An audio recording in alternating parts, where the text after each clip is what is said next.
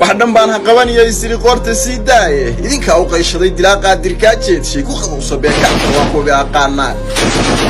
qarka wiilkii kugu oday iyo buurta qarafkeeda oo qaagi baan ahay ku yiri qom yar baad tahay saas kugu xiray deeraad maalin qalateen qowsaarka boqorka oo ahayd qaybta maalkiisa qarqarada inkii ka suntaday qoyskii baan ahay qaanga ma jirteen oo qooqan baan ahay daaro qabiye kibir yaqaan qor jaraan ahay xamar kugu qabsaday oo sidii qaawo ku maalay qoyskii siyaad iyo libaax keen qabtaan ahay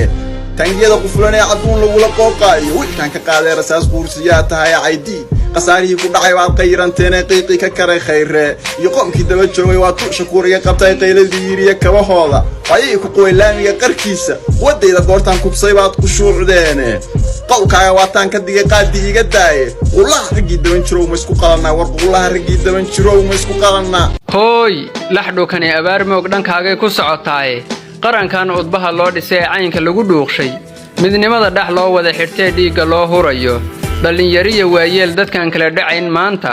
wadaniga u dheelmaday inuu dhowro sharafteena intaasoo dhib loo wada maro dhididka loo horshay niman dhaagin baa jiro oo qalbiga dhooba laga saaray oo qabiilka dheef moodayo dhoohan baa jiro dharaariya habeen leel fidnuu dhiirageliyay dhalaanka iyo caruurteen ayuu barayaa dhuunkaasha dhiiliyo colaad laga buuxo wali dhakoolaaye kama dhowrto hadalada barkood uu iska dhahayaa show garasho dheer male dhabcaal weeye mooga